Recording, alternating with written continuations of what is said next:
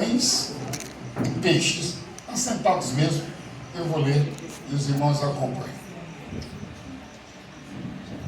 Versículo 1. Depois disso, partiu Jesus para outra banda do mar da Galileia, que é o de Tiberíades. Versículo 2.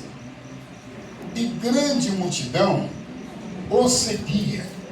Onde Jesus estava, sempre grande multidão o seguia, porque via os sinais que operava sobre os enfermos.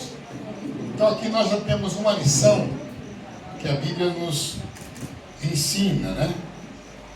Aonde há sinais, aonde há cura divina, aonde há a manifestação dos dons espirituais, que são 9 dons que estão na Bíblia e que é para a edificação da igreja. Aonde há manifestação, aonde há operação de milagres, o povo está lá. Se a gente quer uma igreja com muita gente, cheia, tem que haver a manifestação dos dons espirituais. Os sinais que Jesus operava sobre os enfermos atraía a multidão. Versículo 3. Jesus subiu ao monte e assentou-se ali com os seus discípulos. Jesus assentou-se aqui no monte. Nós vemos em vários textos da Bíblia o Senhor Jesus assentando. Vários cultos o Senhor dirigiu assentado na beira do mar. Vários e vários textos. Jesus assentado na beira do mar, e vinha tanta gente que ele tinha que pegar um barco e entrar para dentro do mar, e de lá ele ministrava, porque grande era a multidão que estava perto dele. E aqui Jesus subiu do monte e assentou-se no monte ali com os seus discípulos. Estava ali num culto ali com os seus discípulos, e as coisas já começaram a acontecer, porque onde Jesus está, alguma coisa acontece. Aliás, tem até um corinho que diz: aonde Jesus está, alguma coisa acontece. Aonde Jesus está, alguma coisa acontece. Aonde Jesus está, alguma coisa acontece. Glórias ao nome do Senhor. Seja em nossa casa, em nosso lar, seja na igreja, seja onde for, se Jesus estiver, alguma coisa acontece. Glórias ao nome do Senhor. Então, onde Jesus está, só acontece coisa boa. Coisa boa. Versículo número 4. E a Páscoa, a festa dos judeus. Onde tem essa guerra agora dos judeus? Jesus era judeu.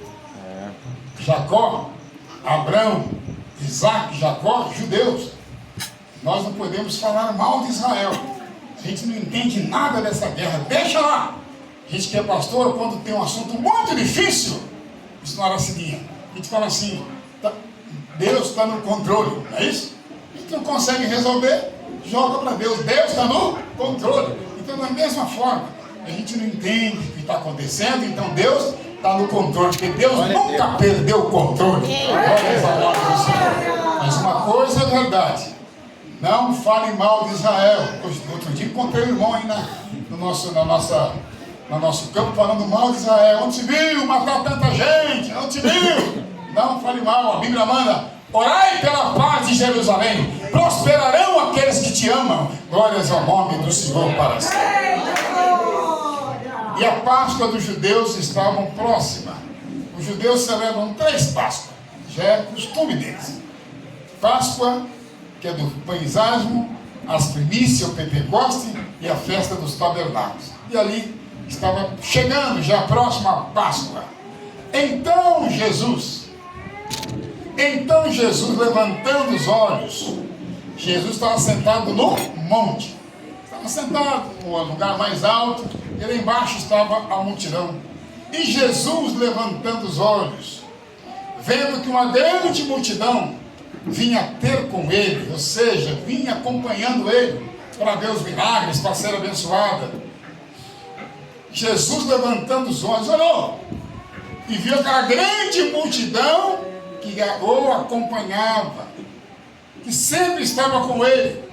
Jesus chamou um discípulo chamado Filipe e disse: Filipe, compraremos pão para esses comerem? Ou seja, já é tarde. Eles estão desde manhã conosco aqui, ouvindo a mensagem de Deus na minha boca. Esse povo está com fome, Felipe. O quanto a gente vai comer, comprar pão, comprar comida para esse povo comer? Jesus falou isso só para ver qual seria a resposta de Filipe. Irmão, Jesus tem 3 coisas que a gente não tem. Diga comigo: Jesus é onipotente, onisciente e onipresente. Ele sabe de tudo. Ele sabe tudo que acontece e que vai acontecer. Ou melhor, como onisciente, ele sabe tudo que vai acontecer.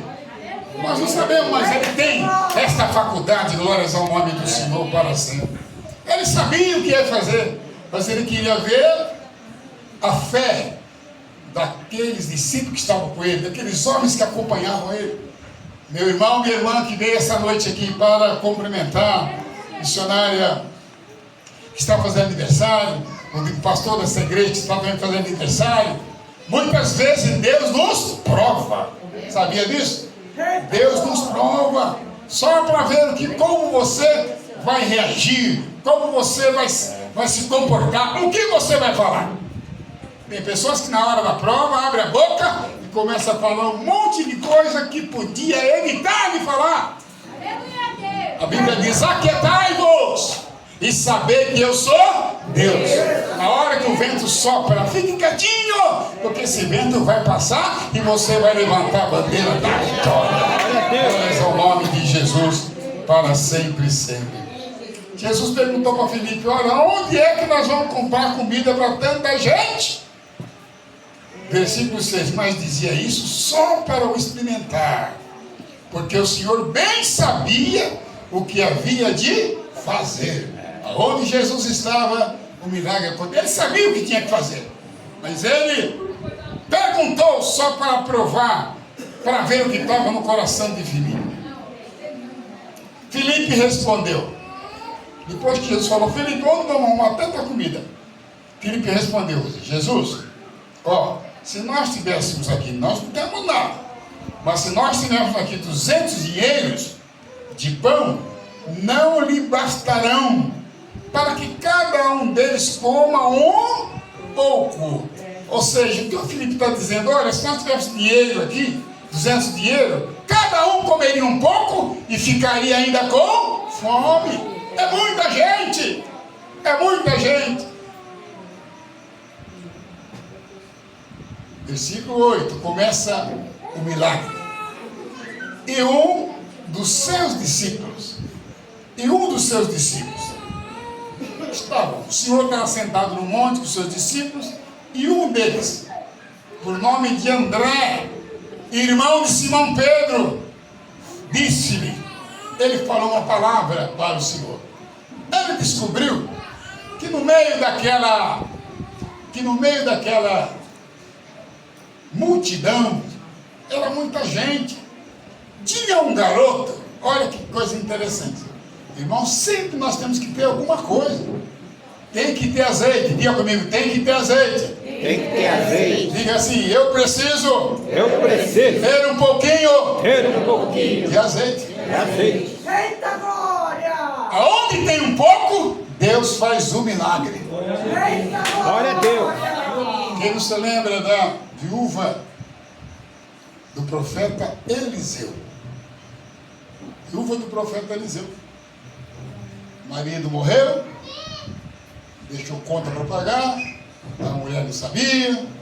Os maridos têm que abrir a vida para a mulher. Tem marido que a mulher não sabe nem a senha, pastor Renato, nem a senha. Não, a minha vida é só eu, você morre, como vai ficar? A mulher fica numa situação difícil. Olha, a viúva do profeta Eliseu, morreu o marido, era um obreiro da igreja, e ela ainda fala: olha, o meu marido trabalhou com o Senhor, servo de Deus, o cara morreu e está lá os credores querendo levar os meus filhos para perdoar a dívida que ele deixou. Mas aquela mulher, ela foi falar com o homem de Deus. Cuidado, meu irmão, na hora da aflição, fale com a pessoa certa. Na hora que você precisa, na hora que o vento está soprando, fale com a pessoa que tem de Deus uma orientação para você. Procure o seu pastor. Tem pessoa que quando entra no vento fala com todo mundo, fala com todo mundo, fala com todo mundo. A Bíblia diz: bem-aventurado o varão que não anda segundo o conselho dos ímpios. Até com o ímpio vai se aconselhar. Aí depois, quando não dá mais, mesmo bate a cabeça aqui, bate a cabeça ali, se arrebenta. Eu vou falar com o pastor, viu? Eu vou procurar o pastor porque não tem jeito. Mas a primeira pessoa que tem que ser procurada é o homem de Deus, como aquela mulher fez. Procurou o homem de Deus e fez direitinho que o homem de Deus orientou, e o milagre aconteceu. Glórias ao nome do Senhor. Aleluia. Voltemos aqui para São João capítulo 6. Começa o milagre. Começa o milagre a acontecer. Olha aqui. Versículo de número 10. E disse Jesus: mandai assentar os homens. E havia muita relva naquele lugar. E assentaram, pois, os homens em número de quase 5.000.